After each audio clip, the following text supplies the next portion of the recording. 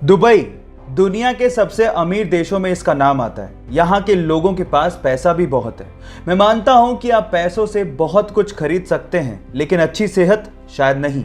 जहाँ एक और दुबई का नाम सबसे अमीर देशों में आता है, वहीं इसी देश का नाम सबसे मोटे लोगों की देशों की सूची में भी ऊपर है।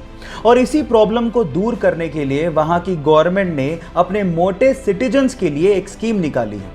इस स्कीम के मुताबिक अगर कोई मोटा सिटीजन अपना 1 किलोग्राम वजन कम करता है तो गवर्नमेंट की तरफ से उसे 2 ग्राम सोना दिया जाता है।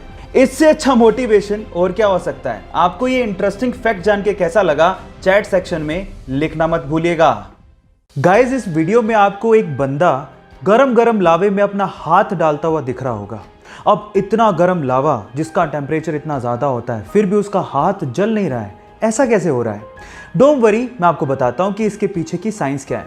एक्चुअली जब भी कोई गरम चीज एकदम ठंडी चीज के कांटेक्ट में आती है तो कुछ मिली सेकंड के लिए उन दोनों चीजों के बीच में एक लेयर बन जाती है।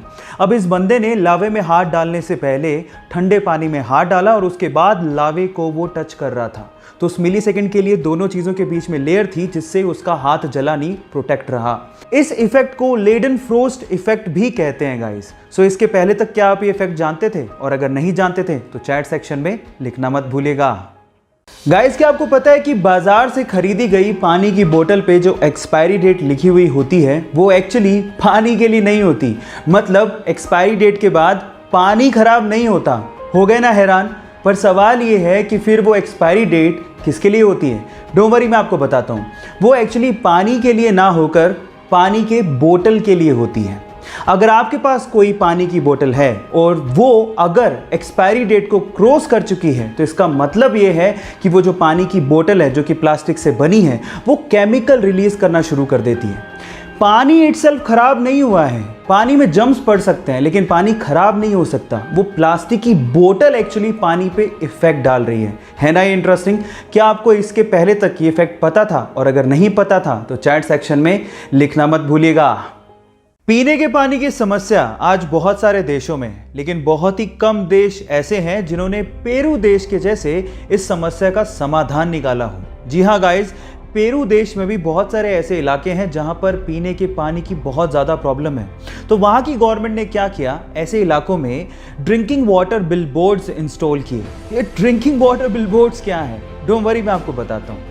ये होते तो बिलबोर्ड्स ही हैं जिस पे एडवर्टीजमेंट ही चलती है, लेकिन उनमें कुछ ऐसी मशीन्स को इंस्टॉल किया गया है जो कि एयर से मॉइस्चर को कैप्चर करती है, फिर उसे फिल्टर करती है और उसे पीने लायक पानी में कन्वर्ट करती है। जी हाँ गाइस, और ऐसा करके सिर्फ एक बिलबोर्ड से 50 से 60 फैमिलीज को पीने लायक पानी मिल पा रहा है ना? ये इंटरेस्टिंग फैक्ट। ये इंटरेस्टिंग फैक्ट जान के आपको कैसा लगा, चैट सेक्शन में लिखना मत भूलिएगा।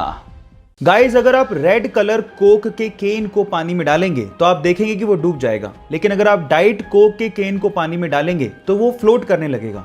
सवाल ये कि ऐसा क्यों होता है? आप में से कई लोग शायद ये कहेंगे कि ये मटेरियल की वजह से होता है जो कि कोक के केन को बनाने में यूज हो रहा है, लेकिन गलत। एक्चुअली ये हो रहा है डिफरेंट टाइप की शुगर को यूज करने की वजह से। आपको मैं आपकी जानकारी के लिए बता दूं कि रेगुलर कोक में रेगुलर शुगर यूज की जाती है, जबकि डाइट कोक में एक आर्टिफिशियल स्वीटनर एस्पर्टाइम को यूज किया जाता है जो कि शुगर से काफी गुना ज्यादा मीठा होता है, जिसकी वजह से उसकी बहुत ही कम क्वांटिटी से काम चल जाता है। और इसी एस्पर्टाइम की वजह से, क्योंकि उसकी क्वांटिटी बहुत कम यूज हुई है, डाइट कोक पानी के मुकाबले बहुत ही कम डेंस होता है और फ्लोट करने लगता है। क्या इसके पहले तक इफेक्ट आप जानते थे? और अगर नहीं जानते थे तो चैट सेक्शन में लिखना मत भूलिएगा।